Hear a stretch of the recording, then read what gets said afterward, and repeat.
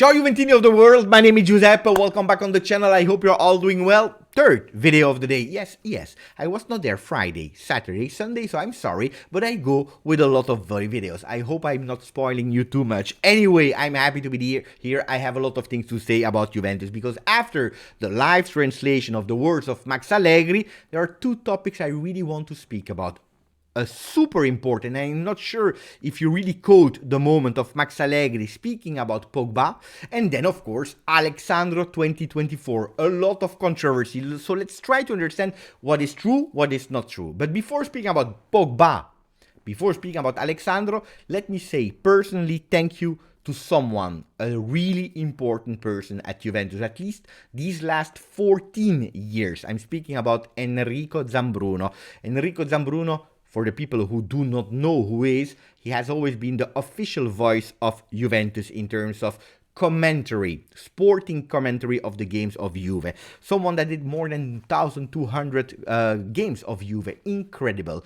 Guys, I had the luck, the honor to work next to him, to learn from him. He was my teacher in a special course that I followed where he was really the example, the teacher. The things I really want to say is he will be missed, because Enrico Zambruno has always been an example of professionalism. When we are thinking about Juve, we are thinking about Del Piero, Chiellini, Buffon, we are thinking about so many big important players, but also Enrico Zambruno was really the mirror of what Juventus is. I'm speaking about professionalism, someone that was totally prepared of everything, that it was snowing, raining, beautiful weather, whatever, that you were playing versus a top team, or that you were playing versus a friendly team with players from third or fourth division. He was always impeccable, prepared, that it was to comment a game, to interview a player, that he was there in pre-game, post-game, Juventus TV,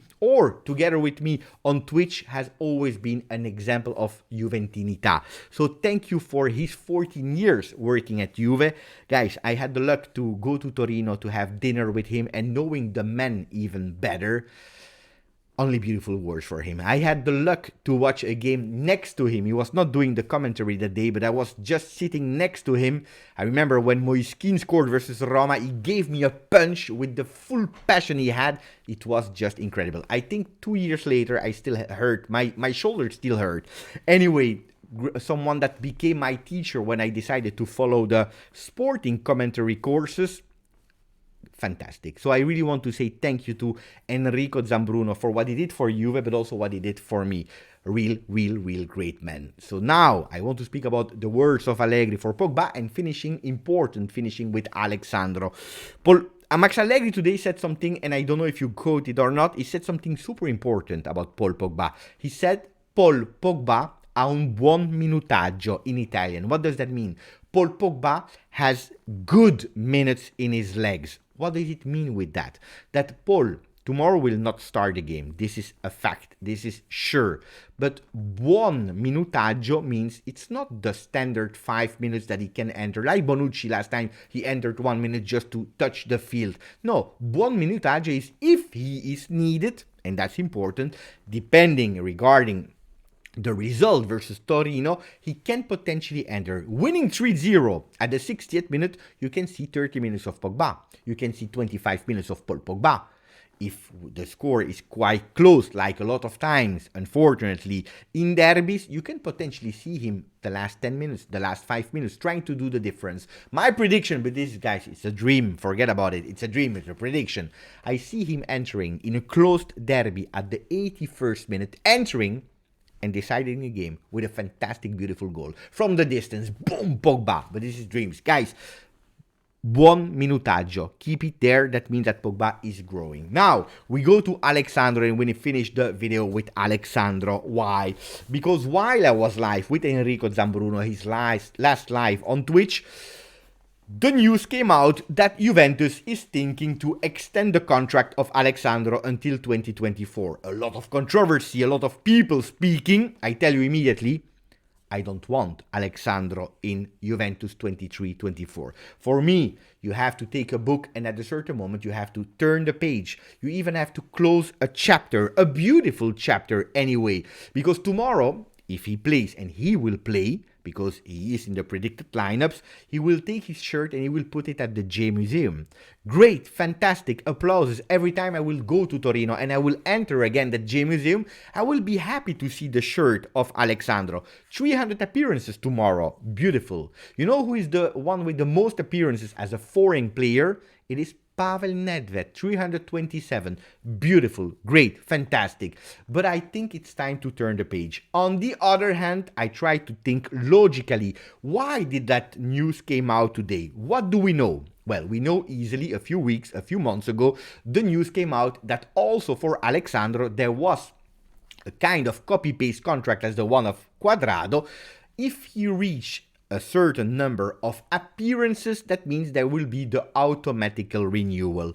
What could you do? What could Juventus do to avoid that situation? Means benching Sandro, not having him as a starter and managing him to be under this number of appearances. Unfortunately for Juve, the season turned totally different. Why and how? Bonucci injured for large part of the games. Gatti, that is at the moment still not showing to be a starter at Juventus. Bremer, that showed that he was not ready for a four-man defense. Also, that four-man defense was lacking of solidity, with Danilo probably not good anymore on the right back. Alexandro, we already knew it, not good anymore as a left back. What caused that we had to change? We had to change towards a three-man defense. Three-man defense that gave us that stability, that security and that solidity in defense. Not only because we were not conceding goals anymore, so many clean sheets this season, but also because we were starting to win the games with the three Brazilian at the back. We know it today. Max Allegri said it clearly in press conference. Mini objectives. The first one is to reach again Bologna, winning tomorrow versus Torino. Then we have l'Olimpico. Step by step. We also have the Europa League that we are playing versus Freiburg. And we know that we want to win to qualify to the next stage, and then the next stage, and then the next stage. Will it happen or not? We don't know. We have Coppa Italia. What do we know? Alexandro has 27 appearances. Nobody knows how many was the automatical renewal number. We don't know. We think it's 40 like Cuadrado, but talking with Romeo Agresti, talking with a lot of journalists, insiders, they told me, we don't know. Nobody knows how many. Could be that the number of appearances was 30. If Alexandro has 27, he misses 3. If it's 35, he misses 8. If it's 40, as someone said, he missed 13. The season is not stopping tomorrow. The problem is we have no other option than Alexandro in that three-man defense. Nobody can play with his left foot there. Yeah, Danilo, but then you have a problem on the right side because we are not enough. And Gatti is not offering you still that security. So we can already imagine that Alexandro will easily achieve these numbers and that Juventus, you want or you don't want, you are obliged to extend Alexandro. So that's why I'm not really understanding the controversy, because when Alexandro was playing game in, game out after the news break out about these potential automatic renewal, I understood it. I knew it. I was calculating every game and I knew that we would go towards something that we could avoid, that we could not avoid, Alexandro being there. So they are talking, they're spoiling that the penalty, if Juventus says no, we don't want, the penalty is 2 million euro. I heard from inside sources, but I cannot guarantee you, from what I heard, could be that the penalty is much higher, going towards the 4.5 million euro. It's nearly what he's earning. He's earning 6 million. So if Juventus is thinking, we are obliged to renew him on contract. If we want to stop, we have to pay his salary plus taking a new player, well, it costs us a lot, not knowing today where we will be. European competition, Champions League or Europa League, or even in a European competition, I can understand that, well, today we are in front of something that we cannot avoid. That means Alexandro being there one more year. Am I happy? No. Did I want that we avoided the situation? Yes. Am I someone that is believing in Alexandro as a left back? Absolutely not. Is he someone that this season is doing much better? Yes. Is he at the level of the Juve that I want? No. Is he a player that I believe that we have to turn the page and close this chapter? Yes. Now, renewing for one more year, anticipating it, or at least when we hit the bonuses, well, can also mean that we can sell potentially Alexandro or even let him go for free if he has an offer. Do I believe it?